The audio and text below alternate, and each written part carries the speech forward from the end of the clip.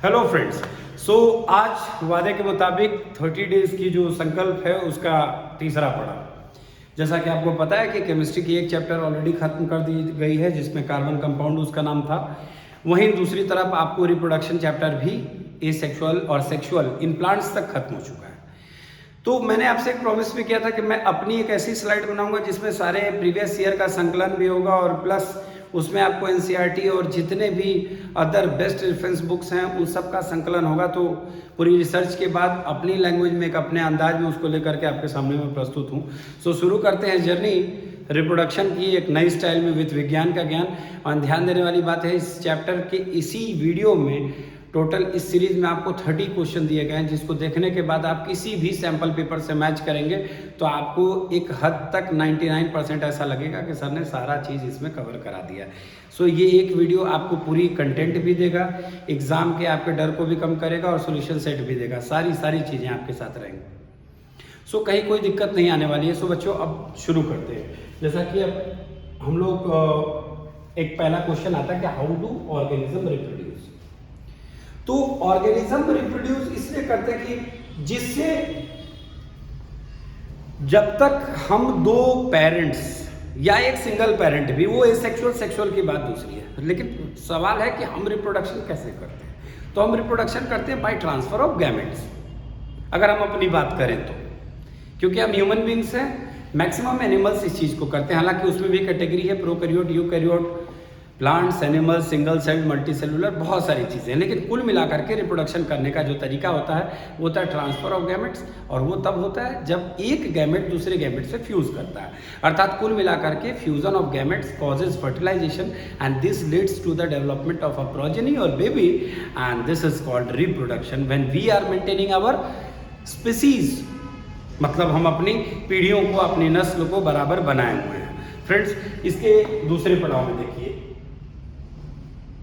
अब यहाँ पर ये देखने वाला विषय ये भी होगा फ्रेंड्स कि सबसे पहले इसका पार्ट आता है asexual reproduction. This is a method of reproduction that involves only one organism. अर्थात इसका मतलब ये हुआ कि अगर हम रिप्रोडक्शन कर रहे हैं और जिसमें हमारी सिर्फ एक ऑर्गेनिज्म की इन्वॉल्वमेंट है, अर्थात कोई दूसरा ऑर्गेनिज्म उसमें हस्तक्षेप ना करने आए, या यूं कहें कि वो अकेला ऑर्गेनिज्म अपनी बॉडी में इस तरह के डेवलपमेंट्स करे जिससे कि वो अपने ही जैसा दूसरा ऑर्गेनिज्म लाए, तो उस मेथड को हम लोग कहते हैं एसेक्सुअल रिप्रोडक्शन। देखिए इसमें डिटेलिंग में दिया हुआ है आपको, अ सिंगल ऑर्गेनिज्म रिप्रोड्यूसेस और टू और multiple organism on its own and this is seen in all unicellular organism. जितने यूनिसेलुलर ऑर्गेनिज्म हैं वो अपनी बॉडी को 2 हाफ में, 4 हाफ में, 10 हाफ में या मल्टीपल में वो अपनी बॉडी को ही डिवाइड करेंगे। और बॉडी डिवीजन ऐसे नहीं होता, हम लोग आगे जाकर के पढ़ेंगे कि क्यों सेल डिवीजन भी एक तरह से रिप्रोडक्शन का जनक है। और खास करके जब एसेक्सुअल रिप्रोडक्शन की बात होती है बच्चों, तो आपको अच्छी तरह से पता होना चाहिए कि कहीं ना कहीं एसेक्सुअल रिप्रोडक्शन में डिवीजन ऑफ सेल होता है और इससे दूसरा बच्चा उनके जैसा दुनिया में आता है। यानी कि आप कह सकते हैं, एक प्रश्न ही बनता है कि why cell division is also known as reproduction in unicellular organisms. तो आप बोलेंगे because in unicellular organisms when development of nucleus occurs, this nucleus divides and further cell divides to produce new offsprings। तो ये आपके लिए एक सरल जवाब होगा। सही है? कोई दिक्कत, कोई प्रश्न? चलिए हम लोग आगे बढ़ते हैं। देखिए व्हाट इज सेक्सुअल रिप्रोडक्शन को, ये वही चीज को इलेबोरेट करके आपके सामने बताया गया है। यहाँ पे देखिए आपके सामने एक इमेज दी गई है और इस इमेज के जरिए आपको ये बताने की कोशिश की गई है कि आपने देखा होगा कई बार कि इस तरह से ये चीजें आपके सामने जब आती है तो आपको ये समझ में आता है कि भाई हाँ देखिए, अब यहाँ देखिए एक आलू। तो आलू में आपने देखा होगा कि जहाँ पे उसकी आई होती है, मतलब जहाँ पे आलू में वो नोच जैसा हिस्सा होता है, अगर उसको आप काट करके मिट्टी में डालेंगे तो इस तरह से उसमें से आपको प्लांट्स दिखेंगे। और यहाँ आप देख रहे हैं कि एक फ्लावर से दूसरे फ्लावर की कॉपी बनी है। क्या हम इसकी साइज को थोड़ा छोटा कर सकते हैं? साइज भी नहीं छोटा हो रहा है इसमें।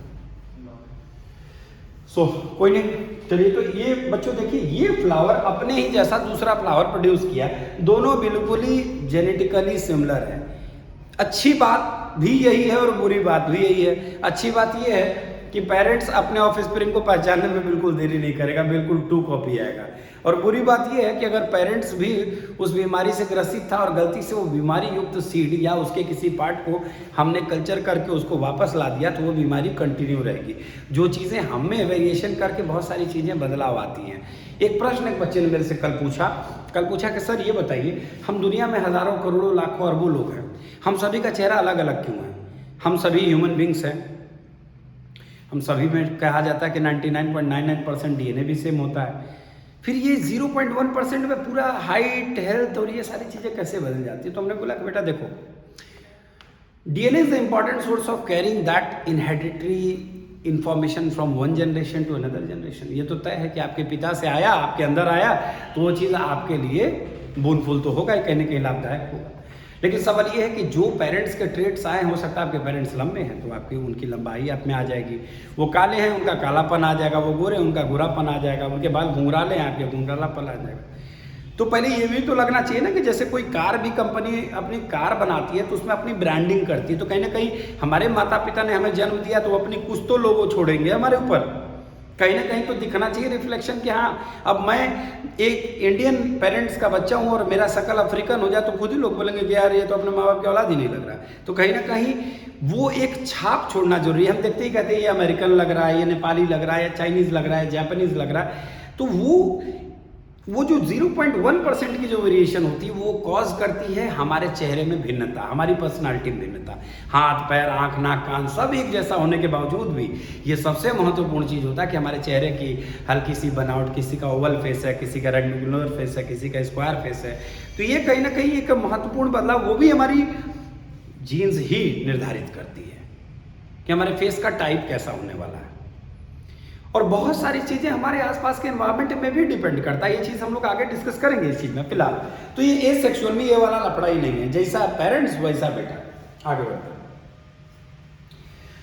अब ये देखिए, इसमें एक लाइन लिखा हुआ आपके सामने में दिया हुआ है कि आप यहाँ पे इस चीज को बहुत ध्यान से देखेंगे। यहाँ पे लिखा हुआ है asexual reproduction is observed in both multicellular and unicellular organism। अर्थात कि बहुत सारे मल्टीसेलुलर में, यूनिसेलुलर में तो है ही है, मतलब एकदम आप मान लीजिए 100% है, लेकिन बहुत सारे ऐसे मल्टीसेलुलर ऑर्गेनिज्म भी हैं जिनमें ये देखा जाता है। This process does not involve any kind of gamete fusion and there won't be any change in the number of chromosomes. ये तो क्लियर है बच्चों, इस पूरे लाइन का एक लाइन में मतलब है कि ये माइटोटिक सेल डिवीजन है। ये कौन सा डिवीजन है? माइटोटिक। क्या है? माइटोटिक सेल डिवीजन है, क्योंकि हमने पढ़ रखा है कि सेल डिवीजन जो दो प्रकार के होते हैं, माइटोसिस और मियोसिस वाले, वहां पे हम लोगों ने साफ तौर पे इस चीज को देखा है कि जो हमारी माइटोसिस होती है उसमें क्रोमोसोम के नंबर्स में छेड़छाड़ नहीं होता है। तो कहा जा सकता है कि जो ऑर्गेनिज्म एसेक्सुअल रिप्रोडक्शन के मोड को फॉलो करते हैं डेफिनेटली वो माइटोटिक सेल डिवीजन को भी फॉलो करते हैं। ये लाइन क्लियर है आपका? यानी कि इसमें देखिए क्वेश्चन भी बन रहा है बच्चों।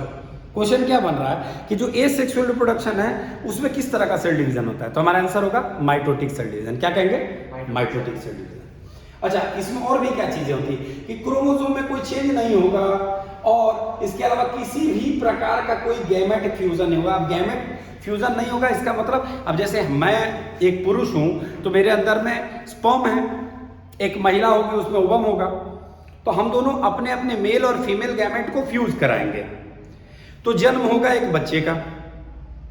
लेकिन सवाल यहाँ पर यूनिसेक्सुअल ऑर्गेनिजम्स का है, उनकी बॉडी इतनी डेवलप नहीं, उनकी बॉडी में कोई सिस्टम नहीं। आपको तो पता है कि cluster of cells form tissues and this cluster of tissue forms organ and this forms organ system and further it becomes a organism. ये एक सीरीज है, यानी कि जिसमें सेल ही नहीं है तो जाहिर सी बात है टिश्यू नहीं है, और जिसमें टिश्यू नहीं है तो जाहिर सी बात है ऑर्गन नहीं है।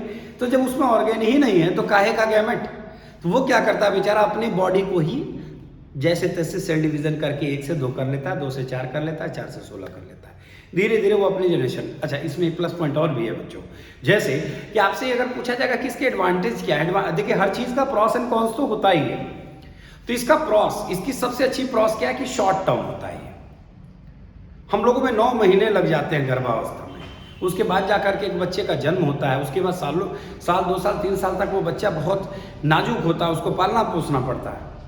ये चीज़ें इनमें नहीं होता, इनके बच्चे एकदम रेडीमेड टाइप के होते हैं, जल्दी से सेल डिवीजन हुआ, दूसरा बच्चा निकला, वो भी अपना एग्जिस्ट कर जाएगा।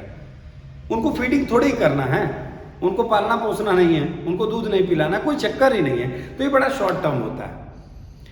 और जाहिर सी बात है कि पेरेंट्स से जो ऑफस्प्रिंग बनेगा वो एकदम जेनेटिकली आइडेंटिकल ही होगा, मतलब हूबहू पेरेंट से ऑफस्प्रिंग एकदम 2 कॉपी होगा।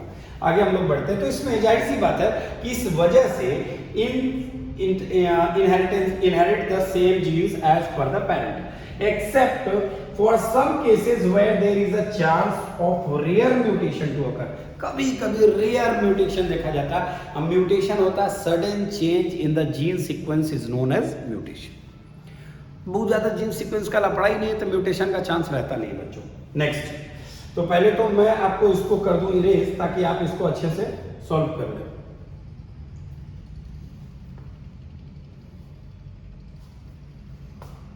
खैर, नेक्स्ट स्लाइड की तरफ हम चलते हैं। आगे देखिए कैरेक्टरिस्टिक्स ऑफ एसेक्सुअल रिप्रोडक्शन। क्या कैरेक्टरिस्टिक्स होते हैं? पहला, सिंगल पेरेंट इन्वॉल्व होगा, जाहिर सी बात है। दूसरा, नो फर्टिलाइजेशन और गैमेट फॉर्मेशन टेक्स प्लेस, यानी कि किसी भी तरह का कोई फर्टिलाइजेशन का लफड़ा ही नहीं, कोई गैमेट फॉर्मेशन का लफड़ा ही नहीं। The process of reproduction occurs in a very short time, जैसा कि मैंने आपको बताया बहुत कम समय में होता है। चौथा, the organism multiply and grow rapidly, मतलब जल्दी जल्दी अपने आप को मल्टीप्लाई करता है, ग्रो करता है, 1 से 2, 2 से 4, 4 से 16। अच्छा, the of spring is genetically similar, यानी कि इसमें जो ऑफ स्प्रिंग होंगे वो जेनेटिकली 100% 2 कॉपी होंगे। एक प्रश्न इसमें उठता है, हालांकि प्रश्न का सीक्वेंस बच्चों थोड़ा आगे पीछे हो गया है, फिर भी इस चीज में वेजिटेटिव रिप्रोडक्शन को हटा करके अगर आप ये सेक्सुअल रिप्रोडक्शन भी इसको माने तो न्यू इंडिविजुअल्स जेनेटिकली क्या होंगे? सिमिलर होंगे। एसेक्सुअल मोड में जेनेटिकली सिमिलर होंगे, यहाँ पे चाहे वो वेजिटेटिव रिप्रोडक्शन आ जाए या फिर आपके सामने इसको बडिंग लिख दिया जाए या आपके सामने इसको बाइनरी फिजन लिख दिया जाए, कुछ भी लिख दें आप, बाइनरी फिजन लिख दें, मल्टीपल फिजन लिख दें, फ्रेगमेंटेशन लिख दें, कुछ भी लिख दें आप, जवाब एक ही होगा, सिमिलर होंगे जेनेटिकली। ठीक है, अगले स्लाइड की तरफ हम बढ़ते हैं। Next, types of asexual reproduction. तो यहां पे देखिए, पहला होता है हमारा बाइनरी फिजन, दूसरा होता है बडिंग, तीसरा होता है फ्रेगमेंटेशन, चौथा होता है वेजिटेटिव प्रोपगेशन और पांचवा होता है स्पोरोजेनेसिस, यानी कि स्पोर फॉर्मेशन। इन पांचों स्टेप में अब हम डिटेल में बात करते हैं। Let's start with binary fission. हो सकता है बच्चों की जो लोग ऑनलाइन इस वीडियो को देखें तो यहाँ पर एक छोटी सी उनको लाइट की, रिंग लाइट की एक सर्कल दिखे, तो इसको लगाने के पीछे का मेरा मकसद ये था कि अब तक स्क्रीन दिख रहा था, मैं दिख ही नहीं रहा था, तो मजबूरी थी, बच्चों ने कहा कि कुछ करिए। और थोड़ा सा मैं उतना टेक्निकली साउंड नहीं हूँ कि मैं बहुत ज़्यादा इसको नहीं समझ पा रहा हूँ। कुछ लोग कहते हैं साउंड प्रूफिंग कराइए, ये कराइए, वो कराइए, तो मेरा मुद्दा ये था कि भाई अच्छे से पढ़ा लूँ, क्योंकि जो लोग खेतों में बैठ करके भी अच्छा पढ़ाते हैं तो लोग उनको सुनते हैं। बहुत सारी चीज़ें जो माइंडसेट लेकर के आया है कि मुझे ज्ञान लेना है, मुझे सीखना है, तो बहुत सारी चीज़ों को नहीं देखेगा, वो सिर्फ मेरे कंटेंट को देखेगा, मेरी बात को सुनेगा और उससे फॉलो करेगा और बोर्ड का स्क्रीनशॉट लेगा और अपनी पढ़ाई कंटिन्यू करेगा। मकसद ये भी था कि मेरे पास कोई कंटेंट राइटर नहीं है, कोई स्लाइड मेकर नहीं है, कोई मेरे लिए रेडीमेड सारी चीज़ें नहीं, इसके लिए रात भर मुझे संघर्ष करना पड़ता है। और जब मैं इस स्लाइड को बनाता हूँ तो मेरा मकसद ये भी रहता कि मेरी चैनल आज उतनी पॉपुलर नहीं है, हज़ारों साइट्स के मैं नीचे हूँ, लाखों साइट्स के नीचे हूँ, तो मेरी स्लाइड को मैं अन्य लोगों से सीखता हूँ। बड़े बड़े चैनल्स हैं, डू मंत्रा हैं, बहुत सारे चैनल्स हैं, बायजूस हैं, अनअकैडमी हैं, बहुत सारे लोग हैं, उन लोगों को देखता हूँ तो मेरी जो नॉलेज है मैं उसको कैसे एक्सप्रेस कर पाऊँ, उसको उसकी चाहत में मैं सीखता हूँ लोगों से, और फिर ये प्रयास करता हूँ कि मेरी वीडियो में आपको वो सब कुछ मिले जिसके लिए आप 4 अलग अलग चैनल्स को आप खोल करके देखते हैं। तो इसके लिए बच्चों पहले मैंने आपको एनसीईआरटी की सीरीज दी और एनसीईआरटी का ही फर्दर एक्सटेंशन है ये। आप देखेंगे इस पूरी स्लाइड को देखने के बाद आप किसी भी चैनल से कंपेयर करेंगे, आप निश्चित तौर पे आप हमें ज़रूर उसके बाद आप अप्रिशिएट करेंगे कि नहीं सर आपने पूरा कंप्लीट दिया हमें। तो देखते हैं बच्चों आगे। तो बाइनरी फिजन जैसा कि नाम सजेस्ट करता है बच्चों, यहाँ पे ये नाम खुद ब खुद सजेस्ट करता है कि भाई बाइनरी का मतलब 2 और फिजन का मतलब टूट जाना, यानी जब कोई चीज 2 भाग में टूट जाए, 1 से 2 हो जाए, बाइनरी फिजन। देखिए क्या लिखा है, the term fission means to divide. During binary fission the parent cell divides into 2 cells. आ गई ना वही बात, यानी कि यहाँ पे जो पिता होगा वो अपने आप को 2 भाग में बांट लेगा। The cell division pattern vary in different organism, यानी कि ये भी इसमें एक वर्ड आपके सामने में दिमाग में आना चाहिए कि भाई जो सेल का डिवीजन होगा वो पैटर्न में वेरी करेगा, कि मतलब किसी में बीचों बीच होगा, किसी में साइड से होगा, किसी में क्रॉस होगा, किसी में एकदम ऐसे होगा, किसी में ऊपर से होगा। सेल डिवीजन तो होगा। अब चूंकि बॉडी उनकी यूनिसेलुलर है तो आपको भी समझने की बात है कि उसमें कोई फिक्स डिजाइन तो होता नहीं उनका, तो जैसा ऑर्गेनिज्म होगा उस हिसाब से उसकी सेल टूट जाएगी और 1 से 2 बन जाएगा। मुद्दा ये आगे, जैसे some are directional while others are non directional, जैसे amoeba and euglena exhibit binary fission. यहाँ पे 2 नाम दिया गया है, अमीबा का और यूग्लिना, ये दोनों बाइनरी फिजन को एग्जिबिट करते हैं। It is one of the most simplest and uncomplicated method of asexual reproduction, अर्थात सबसे सरलतम है, और अनकॉम्प्लिकेटेड का मतलब होता है जटिल नहीं है, बिल्कुल आसान है। जाहिर सी बात है, आपको एक बड़ी लकड़ी दे दी, कह जाए भाई इसको 2 इक्वल हाफ्स में तोड़ दो, ठीक है, तो आपने देखा उसको तोड़ दिया इक्वल हाफ में, क्योंकि उसमें आपको पता था क्लियरली कि मुझे इसको 1 से 2 बनाना है। तो ये थोड़ा सा सिंपलेस्ट भी होता है, क्विकेस्ट भी है और नॉन कॉम्प्लिकेटेड भी है। The parent cell divide into 2 and each daughter cell carrying a nucleus of its own that is genetically identical to the parent. अब यहाँ पे ये देखिए, ये पेरेंट अमीबा आपको दिख रहा है, यहां पर आप देखिए इसका जो न्यूक्लियस है वो ऐसे इलॉन्ग हो रहा है। बचपन में हम लोग च्युइंगम खा करके तोड़ते थे, एक च्युइंगम 2 लोगों के मुंह में डाल देते थे, वही चीज है। मान लीजिए वो च्युइंगम न्यूक्लियस है, उसको लमेर करके इतना लंबा कर दे कि वो बीच से टूट गया, तो यानी कि इसने न्यूक्लियस को इलॉन्ग किया। अब एक लिमिट के बाद, एक टाइम के बाद न्यूक्लियस वो अपने आप ब्रेक होगी। देखिए यहाँ पे डेवलपमेंट हुआ, ग्रुप भी डेवलप कर रहा है। जैसे ये ग्रुप डेवलप हो गया, इस चीज के लिए तैयार हो गया कि हाँ अब दोनों में इक्वल हाफ में बराबर बंटने के लिए वो तैयार है, तो division of nucleus and cytoplasm होगा, चौथा स्टेप। अब बिना साइटोप्लाज्म के सेल का कंटेंट ही नहीं जाएगा भाई। और लास्टली आप देख रहे हैं 2 डॉटर सेल्स आपके सामने लिखा हुआ है, यानी कि अगर बच्चों आपको ये डायग्राम दिमाग में घुस गया कि एक अमीबा है, अमीबा में ऐसे ऐसे स्ट्रक्चर जो होता है उसको हम सूडोपोडिया कहते हैं। हम लोगों ने पहले भी लाइफ प्रोसेस चैप्टर में इस चीज़ को पढ़ रखा था कि वो अपनी फॉल्स फीट के जरिए चीज़ों को करते थे। अंदर में एक वैक्यूल होता था, उसमें फूट जाता था, एंजाइमेटिक एक्शन होता था, वो अपनी बॉडी में ही उसको डिस्पोज कर देते थे। यही हमने पढ़ा था ना लाइफ प्रोसेस में, तो वही अमीबा है ये। तो ये अमीबा अब क्या हुआ, बीच से ऐसे नहीं डायरेक्ट कोई चाकू मार के काट दिया, ऐसे नहीं होता। ये अपनी सेल को, न्यूक्लियस को पहले इलोंगेट करता है, और जब न्यूक्लियस इसका इलोंगेट होगा तो उसी हिसाब से बॉडी भी इसकी थोड़ी सी बड़ी होती है, और थोड़ी देर के बाद जो न्यूक्लियस और साइटोप्लाज्म है दोनों में इक्वली डिस्ट्रीब्यूट हो जाते हैं और वो बॉडी सेपरेट हो जाती है। ठीक है, देखिए आगे हम लोग बढ़ते हैं अगली स्लाइड की तरफ। अगली स्लाइड हमारी है फ्रेगमेंटेशन। बच्चों एक चीज और बता दूं आपको, फ्रेगमेंटेशन में और रीजनरेशन में लोग बड़ा कंफ्यूज रहते हैं। अब फ्रेगमेंटेशन रीजनरेशन में कंफ्यूजन क्या है वो सुनिए। रीजनरेशन में हम देखते हैं कि भाई कट गया कहीं से भी और अपना एक ऑर्गेनिज्म बन गया। फ्रेगमेंटेशन में भी हम देखते हैं कि कहीं से कटा है तो वहां से दूसरे ऑर्गेनिज्म का उत्पत्ति हुआ। तो दोनों में अंतर क्या है? अंतर ये है कि जो रीजनरेशन होता है उसमें कितने भी टुकड़े आप काट सकते हो, जहां से कटेगा वहां से वो अपने आप को जनरेट करेगा। और फ्रेगमेंटेशन का मतलब होता है एक निश्चित दूरी, वहीं से टूटेगा तो ही दूसरा बनेगा। तो ये एक सबसे बड़ा अंतर आपको समझ में आ जाना चाहिए। अब देखिए इसमें क्या है, the breaking up of body of simple multi cellular organism into 2 or more pieces on maturing. अब ये स्पाइरोगाइरा है बच्चों, स्पाइरोगाइरा है। अब आप यहाँ देखिए 2 या 3 पीसेस में ये इक्वली डिस्ट्रीब्यूट हो गया। और फर्दर में आप देख रहे हैं यहाँ लिखा हुआ ग्रो, तो ये ग्रो किया और ग्रो करने के बाद जैसे ये ग्रो किया तो ये यहाँ से इस चीज में ये तब्दील हो गया। तो कहीं इसमें कोई दिक्कत आपको देखने को नहीं मिली। यानी कुल मिलाकर के अब ये एक मल्टी सेलुलर ऑर्गेनिज्म है। स्पाइरोगाइरा आपने सुना ही है। स्पाइरोगाइरा फ्रेगमेंट 1, फ्रेगमेंट 2, फ्रेगमेंट 3 ऐसे करके बट गया और each fragment grows and becomes a new individual which is genetically similar to the parent. ये भी और ये भी तीसरा वाला, यानी कि सारे के सारे बिल्कुल जेनेटिकली सिमिलर अपने पेरेंट के। कहीं कोई दिक्कत है बच्चों? कोई प्रश्न उठे तो आप जरूर पूछिएगा। लाइव क्लासेस भी है एट द सेम टाइम, मेरे बच्चे भी मेरे सामने बैठे हैं, तो मैं उन बच्चों को इस वीडियो में इसलिए भी रखता हूँ बच्चों की, ताकि सीधे सीधे और कोई सिखाए हुए पेड बच्चे नहीं हैं, बाकायदा मुझे क्या कहें सेवा शुल्क दे के मुझसे पढ़ते हैं। इनको रखने का मूल्य मकसद मेरा ये होता है कि बच्चे बीच में जो डाउट हो तो पूछें, आपको भी अच्छा लगेगा कि शायद मैं अभी उतना पॉपुलर नहीं हूँ कि मैं आपके सामने लाइव आ सकूँ, तो ऐसे मैं अपने बच्चों को बिठा लेता हूँ ताकि आपको ये एहसास हो कि हाँ चलिए सर कम से कम किसी बच्चे के सामने ही पढ़ा रहे हैं जो आपकी क्लास का है। तो इसके लिए प्लीज़ आप थोड़ा सा हेल्प करें कि जल्दी से मैं ऑप्टिमाइज होकर के आपके सामने आऊँ, ताकि सारी चीज़ें मैं जारी रखूँ। आगे देखिए क्या रहा है, अब यहाँ पे ये न्यू ऑर्गेनिज्म बन गया और इसे हमने कहा fragmentation.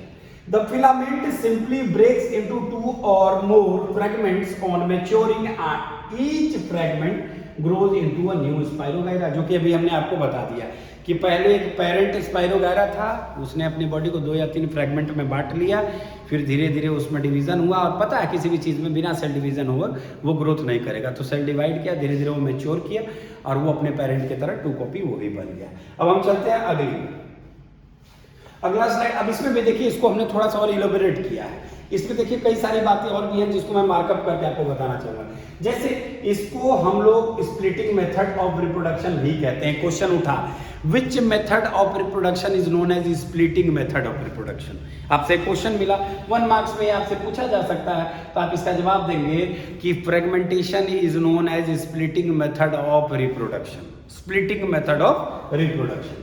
Fragmentation is seen in many organisms such as cyanobacteria, fungi and many plants, and also in animals which includes flatworms, sponges and some annelid worms and sea stars। बच्चों हम इसका सरल तरीके में आपको बता दे रहे हैं। जोक होक आप देखे ही होंगे, केचुआ वगैरह देखे होंगे,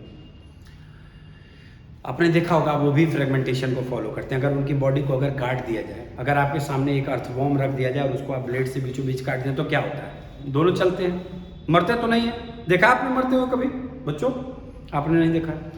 तो यानी कि ये एक ऐसा मेथड है कि इसमें कुछ एनिमल्स भी इंक्लूडेड है और ऑलरेडी यूनिसेलुलर तो है ही, मल्टीसेलुलर भी है।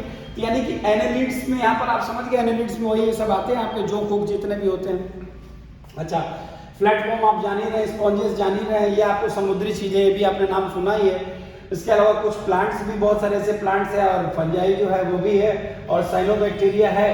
तो यानी कुल मिलाकर के एक आपसे इसमें 2 प्रश्न पूछे जा सकते हैं कि name some unicellular as well as multicellular organism which follow the method of fragmentation. Simply आप बोल सकते हैं कि फंजाई, स्पाइरोगायरा, एनेलिड्स, फ्लैटवॉर्म वगैरह वगैरह, सी स्टार्स, इतनी सारी चीजें, वैरायटी है, इसको आप अलग से रख लेंगे। ये आपका दूसरा प्रश्न है। तीसरा प्रश्न, जैसा कि नाम सजेस्ट करता है, it is a type of cloning in which one organism gate divided into minor fragment. अर्थात कि जैसा कि नाम सजेस्ट करता है, ये फ्रेगमेंटेशन का सीधा सीधा मतलब एक क्लोनिंग मेथड है। यहाँ पर एक चीज 2-3 भाग में बट गई और वो फिर रिपीट होगी और नई जनरेशन में, नए इंडिविजुअल में वो तब्दील हो जाएगी।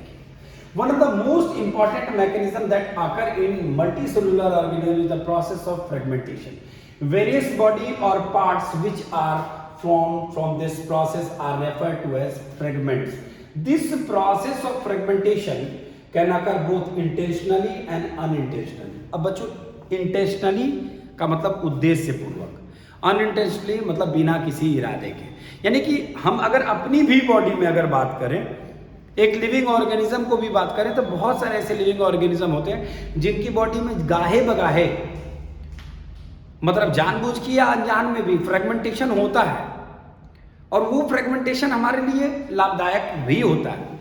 अब जैसे जब आप बात करते हैं, बहुत सारे ऐसे जानवर हैं कि जिनकी बॉडी में ये हो गया। अब जैसे हम लोगों ने अभी बात की एनेलिड्स की, तो एनेलिड्स में फ्रेगमेंटेशन का एक बहुत बड़ा महत्व है। इसलिए भी है कि आप भी जान रहे हैं कि उसका कोई ऐसा तो है नहीं कि मेल फीमेल पार्टनर है उसके, वो क्या कर रहा है, एट द सेम टाइम उसकी बॉडी बड़ी हो रही है, वो बड़ी हो रही है, सिकुड़ रही है, बड़ी हो रही है, सिकुड़ रही है, बड़ी हो रही है, सिकुड़ रही है। एक टाइम के बाद वहां से वो कहीं से वो कट गया, डिवाइड हो गया, तो वो क्या हुआ, वो 2 बन गया। फिर वो उसकी बॉडी को दिन में मैच्योर कर जाएगी, वो बड़ा होगा, उसको काट दिए, तो जो 1 था वो 1 से 2 हुआ, 2 से 4 हुआ, 4 से 16 हुआ, यानी ये कंटिन्यूटी बनी रहेगी। अच्छा, for example, a man-made cause or environmental change can cause organism to fragment and eventually develop into a complete or mature organism which is similar to the parent. यानी कि देखिए बहुत सारी चीजें हो सकती है, जैसे मैनमेड हो सकता है, जैसे अभी हमने बताया कि एक अर्थवा में उसको हमने काट दिया, मैनमेड हमने खुद ही काटा उसको। या कभी कभी ऐसा होता है कि वो ऑर्गेनिज्म सीजनल चेंज की वजह से, एनवायरनमेंट में किसी कमी की वजह से या किसी चीज उनके लिए अनफेवरेबल हो गया, तो उन्होंने अपनी बॉडी को डिवाइड कर लिया एक निश्चित रूप से और फिर उन्होंने अपने आप को ग्रो कर लिया। तो example of multi cellular organism बच्चों यहाँ पर जो इस प्रोसेस से आता है उसका जवाब है स्पाइरोगैरा। और यूनिसेलुलर में तो आपको सबसे पहले पता ही है कि बड़े आराम से आप इसको बहुत सारे एग्जाम्पल दे सकते हैं, साइनोबैक्टीरिया वगैरह बहुत सारी चीजें। अगली स्लाइड की तरफ चलते हैं। रीजनरेशन बच्चों, जैसा कि फ्रेगमेंटेशन के बाद मैंने कहा था रीजनरेशन, अगर आप यहाँ पे देख रहे हैं, ये आपके सामने में हाइड्रा दिख रहा है और हाइड्रा के अंदर में आप इस चीज को देख सकते हैं।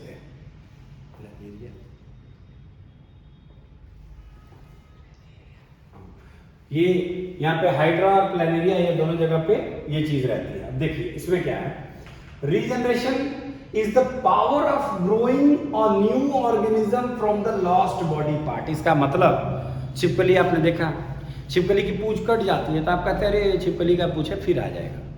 This is the power of that particular living organism to regenerate that body part which has been lost due to any incident.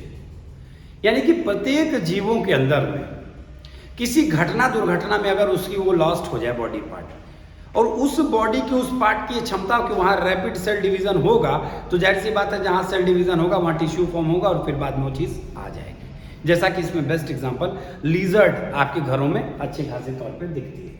देखिए यहाँ पे लिजर्ड वाली बात आ गई। अब क्यों, दिस इज बिकॉज, आपसे पूछेगा ऐसा क्यों, तो बोलेगा this is because the specialised cell present in the organism can differentiate and grow into a new individual.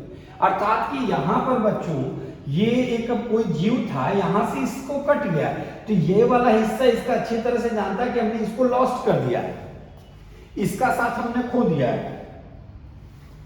तो यहां से जहां से ये कटा है वहां पर एक सेल, स्पेशलाइज सेल होगा जो अपने आप को फिर बार बार उसको डेवलप करेगा और डेवलप करके लॉस्ट बॉडी पार्ट को एक बार फिर से इसको यहां से कंटिन्यू करेगा उसी जगह से। ये हो गया रीजनरेशन। सरल भाषा में कहें, power of any individual to regrow और redevelop its lost body part through it own capacity, यानी कि उसकी अपनी कैपेसिटी से, इट्स ओन कैपेसिटी। सो इसमें बेस्ट एग्जांपल बच्चों आपको हाइड्रा और प्लैनेरिया है जो रीजनरेशन को फॉलो करते हैं। नेक्स्ट बडिंग, देखिए यहाँ पर हाइड्रा आपके सामने है। हाइड्रा आपको रीजनरेशन का भी बढ़िया है एग्जांपल और बडिंग का भी है। अब आपसे बाद में एक प्रश्न आएगा कि दोनों में से बेहतर कौन सा है, तो चलिए हम लोग इसको देखते हैं। Budding is the process of producing an individual through the buds that develop on the parent body. बच्चों यहाँ देखिए ये पेरेंट है, अब इसके ऊपर में ये देखिए छोटा सा यहाँ पर आप देखिए एक बड डेवलप हो रहा है। कुछ दिनों में ये डेवलपमेंट और जारी रहा, थोड़ा ये और बड़ा हुआ, अब ये डेवलपमेंट थोड़ा और जारी रहा और इसने जो टेंटिकल्स इस पे थे टेंटिकल्स भी अपने ऊपर डेवलप कर लिया। यानी कि आप इसको आप ऐसे समझिए, माँ के गर्भ में बच्चा कब तक रहता है, जब तक उसकी बॉडी फुली ग्रोन ना हो जाए बाहर आने के लिए, हाथ पैर आंख नाक कान मुंह। तो सोचिए कि यदि यह पिता है और यह इसकी संतान है तो ये अपनी बॉडी पे इसको कब तक रखेगा, जब तक कि इसमें वो सारी चीजें ना आ जाए जो इसके पास पहले से थी। पेरेंट जब ये जान जाएगा कि मेरा बेटा या मेरी बॉडी से आने वाला चीज बिल्कुल ऐसा है, दोनों आइडेंटिकल होंगे, ऐसी स्थिति में इसको डिटैच कर देगा अपनी बॉडी से और दोनों सेपरेट ऑर्गेनिज्म होंगे, फिर वो फर्दर अपनी इस प्रोसेस को आगे जारी रखेगा। Best example hydra. बडिंग के बाद अब हम लोग अगली स्लाइड की तरफ चलते हैं। वेजिटेटिव प्रोपगेशन, जैसा कि बच्चों प्रोपगेशन एक तरह से रिप्रोडक्शन ही है। इस वेजिटेटिव का मतलब, अब यहाँ पर आपको कुछ सब्जियों का भी नाम जिक्र कर दिया जाए कि बहुत सारी ऐसी चीजें हैं, फल फूल सब्जियां हैं जिनकी बॉडी पार्ट में ही क्षमता है कि वो बिना सीड के भी अपने आप को फुली ग्रोन करें। जैसे कुछ में पत्तों में होता है, ब्रायोफाइलम का नाम आपने सुना होगा, बेस्ट बहुत पॉपुलर है। फिर आपने स्टेम का नाम सुना होगा, स्टेम यानी कि पेड़ का तना होता है, जैसे शुगर केन हो गया। किसी में आपने ट्यूबर सुना होगा, किसी में आई सुना होगा, किसी में बल्ब सुना होगा, किसी में नोड्यूल सुना होगा। ये बहुत सारी चीज़ें जो अलग अलग सब्जियों में, जैसे अदरक हो गया, आलू हो गया, प्याज हो गया, लहसुन हो गया, बहुत सारी चीज़ें हैं। तो आपको तो ये अच्छी तरह से पता है कि बहुत सारी चीज़ें ऐसी है कि जिसमें हम उसके रूट को खाते हैं। जैसे हम बीट रूट की बात करते हैं तो हम उसका रूट ही खाते हैं। शुगर केन की बात करें तो हम उसके स्टेम को खाते हैं। पालक की बात करें तो हम उसके लीव्स को खाते हैं। तो जिस प्रकार से हम उसको खा रहे हैं उसी प्रकार से उस प्लांट का एक डेवलपमेंट का एक तरीका भी होगा बच्चों। यानी कि कुछ अपने पत्ते से, कुछ अपने तने से यानी स्टेम से, और कुछ अपनी जड़ों से यानी कि रूट से वो अपने आप को डेवलप करेंगे। अच्छा, ये आपसे पूछा जाएगा कि क्यों वेजिटेटिव रिप्रोडक्शन या प्रोपगेशन को एसेक्सुअल रिप्रोडक्शन में लिया गया। तो इसका जवाब होगा आपका बच्चों कि ऐसा इसलिए किया गया कि ताकि सीड से सीडलिंग और सीडलिंग से वो प्लांट बनने का जो सफर था वो काफी लंबा था, उस समय को बचाया जा सके। हालांकि इसी मेथड में एक और खास मेथड भी आया जो बाद में टिश्यू कल्चर है, उस पर हम लोग डिटेल में बात करेंगे। तो फिलहाल अब हम लोग वेजिटेटिव प्रोपगेशन की बात करते हैं। Vegetative propagation is an asexual method of plant reproduction that occurs in leaves, roots and stem. ये तीन चीजें। This can occur through fragmentation and regeneration of specific vegetative parts of plant. अर्थात कि इसमें बच्चों आप दो तीन चीजें आप समझ सकते हैं। जैसे कि वेजिटेटिव क्या है, एक एसेक्सुअल मेथड है। दूसरी क्या चीज है, ये प्लांट रिप्रोडक्शन के तौर पे आता है। तीसरी क्या चीज है कि इसमें पत्ते, जड़ और तना ये तीनों इन्वॉल्व होते हैं। ये दो मेथड से हो सकता है, फ्रेगमेंटेशन से भी हो सकता है और रीजनरेशन से भी हो सकता है। यानी कि कुछ की पार्ट रीजनरेशन को फॉलो करती है और कुछ जो होती है वो फ्रेगमेंट्स को फॉलो करती है। बहुत सारे ऐसे प्लांट हैं। अब हम इसके डायग्राम की तरफ चलते हैं कि थोड़ी सी चीजें डायग्राम और इसके स्लाइड्स पर चलते हैं। तो इसमें देखिए सबसे पहले बच्चों वेजिटेटिव प्रोपगेशन में आता है नेचुरल वेजिटेटिव प्रोपगेशन और दूसरा आता है हमारा आर्टिफिशियल। तो पहले नेचुरल समझिए। नेचुरल का मतलब जो प्राकृतिक रूप से इस चीज को ऑलरेडी फॉलो करते आए हैं या कर लेते हैं। जैसे कि this occurs when plant grow and develop naturally without any human interference. Natural vegetation can be enabled by the development of adventitious roots, and thus new plants emerge from the root, stem, leaves of the parent body. अर्थात कहने का मतलब है कि बच्चों कई बार आप vegetative propagation का एक बहुत बढ़िया एग्जांपल आपको हम देंगे बनियान ट्री। एडवेंटिशियस रूट्स की आप बात करें तो उसमें आपने देखा होगा जटा झोंटा जैसा लटका रहता है, फिर वो मिट्टी में जाता है, मिट्टी के कांटेक्ट में आता है। कुछ ऐसे पौधे हैं जो नेचुरली एक से 100 से 1000 हो जाते हैं। आप तुलसी के पेड़ को आपने देखा होगा, तुलसी एक जगह पे आप लगाते हैं तो वो अपने आप अपने आसपास में कई सारी तुलसी की पेड़ लग जाती हैं। वो भी एक क्या है, वेजिटेटिव प्रोपगेशन ही है। ह्यूमन एफर्ट्स की जरूरत नहीं है। बनियान का पेड़ ये बढ़ते जा रहा है। यानी कि प्लांट इसमें क्या है कि प्लांट्स के लिए आप एक इस एडवेंटिशियस रूट्स की बात कर रहा है कि एडवेंटिशियस रूट आप इसमें डेवलप होने दीजिए, ये अपने आप डेवलप हो जाएगा। और इससे क्या होगा कि इसी से चाहे तो इसके रूट से, स्टेम से या लीफ से वो प्लांट डेवलप हो जाएगा। आपके सामने दिखेगा, खास करके आपने क्लाइंबर्स में ये चीजें बहुत अच्छे से देखी। अच्छा, अब इसमें ये देखिए बच्चों, vegetative plant structure arising from stem are known as rhizomes, bulbs. अब यानी कि जो वेजिटेटिव प्लांट स्ट्रक्चर हैं स्टेम से जो डेवलप होते हैं, स्टेम के द्वारा जैसे स्टेम से वो डेवलप होंगे उनको राइजोम्स कहेंगे। बेस्ट एग्जांपल जिंजर, अदरक में आपने देखा है, प्याज में आपने बल्ब देखा है, जो ऊपर में आपने देखा होगा ऐसे बहुत सारे बाल जैसे लगे रहते हैं। पोटैटो में आपको पता है आई होती, आई का मतलब वही जो नॉच होता है।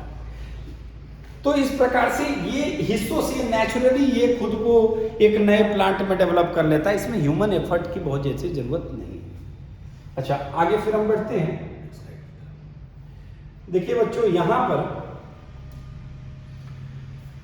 लिख रहा है स्टेम की बात कर रहा है कि स्टेम क्या, runners grow horizontally above the ground, horizontal.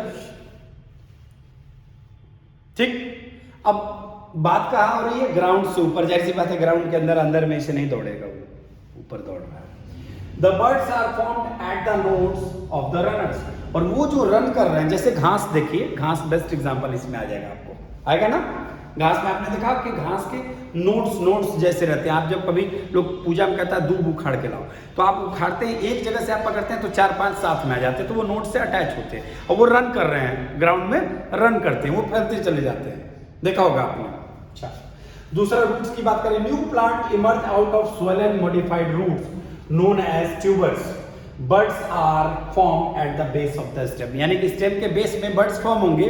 और सिंपल तौर पे अगर हम जानेंगे तो उनमें से न्यू प्लांट जो है मॉडिफाइड रूट की, जैसे इसमें बेस्ट एग्जांपल आप बोलेंगे, आपसे कोई कहेगा बीट रूट का एग्जांपल आप बहुत अच्छे से इसमें दे सकते हैं रूट के। अब बात करें लीव्स की, leaves of a few plant get detached from the parent plant and develop into a new plant, जैसे ब्रायोफाइलम, बेस्ट एग्जांपल हो गया आपका। अब बात करें bulb have an underground stem to which the leaves are attach. कभी प्याज के खेत में आप देखिएगा जाकर के, आपको बेस्ट एग्जांपल बल्ब का आपको मिल जाएगा। प्याज को खेत में देखिएगा तो यूं जैसे प्याज अंदर होगा, प्याज ऐसे उखड़ा जाता है बाहर, तो बाहर उसके स्टेम और लीव्स वगैरह दिखते हैं आपको, और अंदर में ग्राउंडेड उसका रूट होता है जिसमें वो प्याज रहती है, ना कि पेड़ पे आम और सेव की तरह प्याज निकला रहता है। Attach this leaves are capable of storing food. अब यहाँ पे उसमें जो लीव्स होंगे, जो उसके पत्ते होंगे, वो फूड को स्टोर करते हैं। And this entire bulb can, मतलब ये फर्दर यही जो बल्ब है ये मॉडिफाई होगा और मॉडिफाई होकर के हमारे सामने में एक उसको हम कह सकते हैं कि एक फूड के तौर पे हमारे सामने में प्रस्तुत होगा। तो यहाँ पे आपने रूट स्टेम एंड लीव्स की बात की, वेजिटेटिव प्रोपगेशन की। फर्दर देखिए आर्टिफिशियल में आप देखिए क्या है कि जब हम अपनी एफर्ट से इसको हम लोग करते हैं आर्टिफिशियली, जैसे ये सबसे बढ़िया एग्जांपल कटिंग है।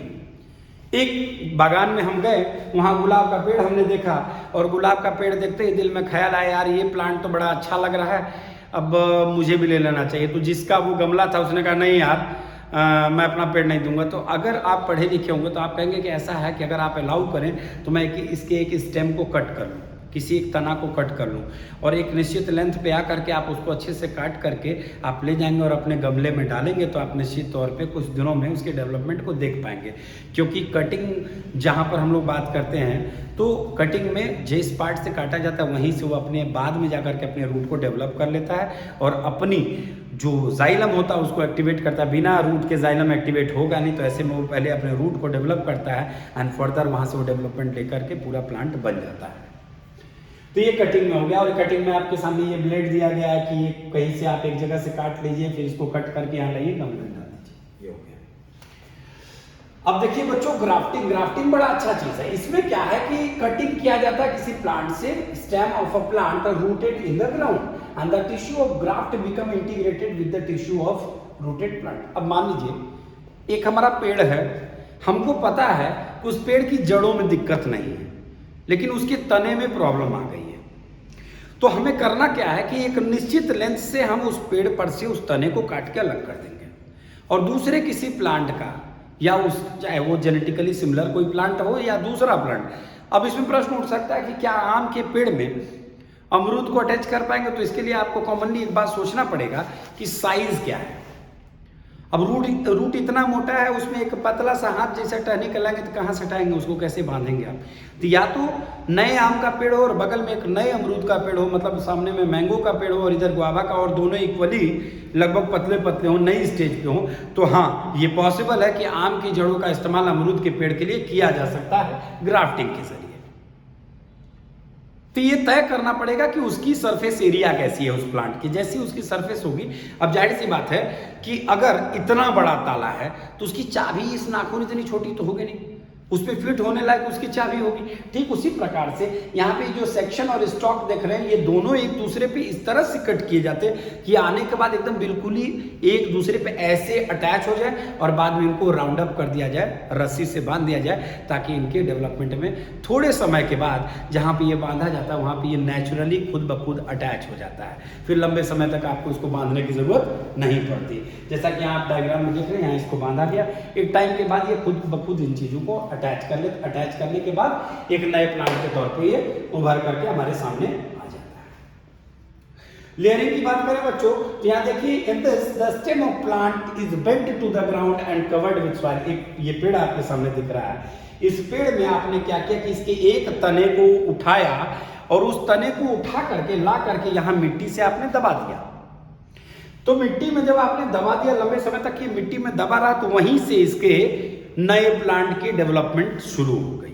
लेयरिंग की एक खासियत है, जहां से आपने लेयर बनाया वहां पे उस चीज को आपने दबा दिया तो वहां से एक नया रूट उसका डेवलप नीचे में हो जाएगा। जैसा कि आप यहाँ देख पा रहे हैं कि ये रूट डेवलप हो गया, और इस रूट डेवलपमेंट की वजह से यहाँ पे आपने देखा कि एक ये नए प्लांट का रूप ले रहा है। यहाँ पर आपको ऑलरेडी एक स्टिक डिग की हुई है जमीन में, ताकि वहां से बांध दिया जाए। कुछ समय के बाद आप देखेंगे कि ये प्लांट दोनों आपस में सेपरेट हो चुके हैं। यानी कि कुल मिलाकर के इसको हम लोग ये भी कह सकते हैं कि बहुत सारी चीजें हैं, जैसे लौकी वगैरह हम लगाते हैं अपने छतों पर, या बहुत सारी चीजें ऐसी लगाते हैं, उसमें कहीं कोई स्टेम को दबा दिए, मिट्टी रख दीजिए उसके ऊपर में। कुछ समय के बाद आप उसको ऑब्जर्व करिए तो आप देखेंगे उसमें से रूट्स निकल रहे हैं, और वो रूट्स वहां से आप काट देंगे तो एक नए प्लांट का रूप ले लेगा। अब टिश्यू कल्चर की बात करें बाबू, टिश्यू कल्चर का मतलब है कि एक प्लांट से उसकी बॉडी में से कुछ ग्रोइंग पार्ट में से कहीं से उसके कुछ टिश्यू या सेल्स को आप ले लीजिए और उसको एक न्यूट्रिटिव मीडियम में डाल दीजिए, उसका कल्चर करा दीजिए।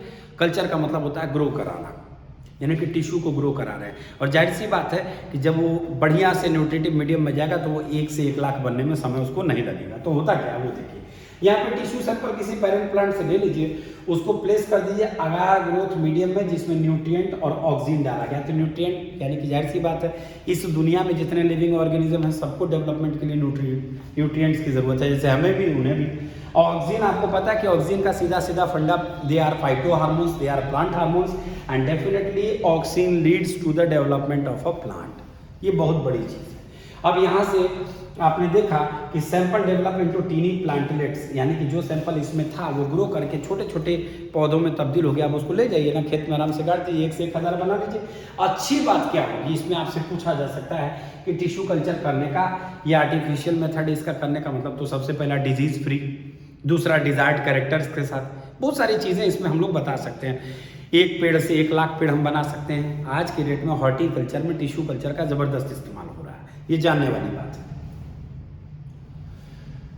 अब देखिए कुछ ओवरव्यू, ये जहां पर हमारा ये सेक्सुअल मेथड ऑफ रिप्रोडक्शन खत्म हो रहा है प्लांट्स का, तो यहाँ पर हम लोग इससे पहले कि sexual method of plants reproduction शुरू करें, आप देख सकते हैं आपके सामने ये आ गया। Bacterium undergoes binary fusion in which the cell divides into 2 along with the nucleus.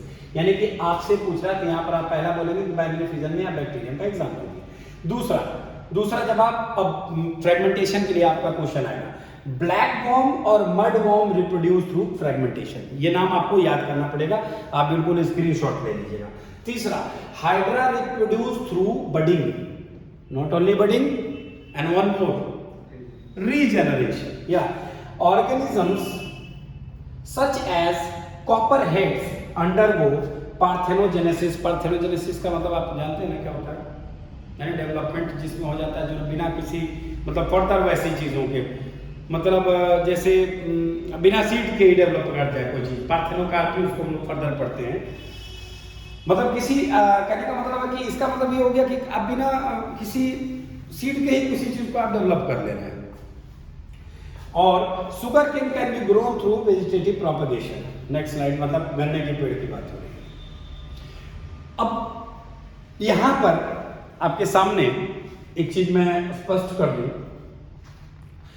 पिछली सीरीज में जो कल मेरे वीडियो जो अपलोड किए थे उसमें रिप्रोडक्शन इन प्लांट्स मैंने एनसीईआरटी के माध्यम से पढ़ाया बच्चों। ये जो सीरीज जो मेरी है, इस सीरीज के अगले पार्ट में आप पूरे रिप्रोडक्शन इन ह्यूमन बींग्स को बहुत डिटेल में पढ़ेंगे। रिप्रोडक्शन इन ह्यूमन बींग्स में मैंने वो सारी चीजें और प्लस प्लांट से रिलेटेड प्रत्येक क्वेश्चन, प्लांट के सेक्सुअल रिप्रोडक्शन से रिलेटेड प्रत्येक क्वेश्चन, एनिमल्स के रिप्रोडक्शन से रिलेटेड सारे क्वेश्चंस, रिप्रोडक्टिव हेल्थ से रिलेटेड सारे question, male reproductive system, female reproductive system की मैक्सिमम जो पार्ट्स हैं उसकी एक एक चीज पर खोल खोल करके मैंने क्वेश्चन पूछा है। तो उम्मीद है कि इस सीरीज की अगली पड़ाव यानी कि अगली वीडियो में आप जब sexual reproduction in human beings पढ़ेंगे तो आपको काफ़ी कुछ जानकारी मिलेगी।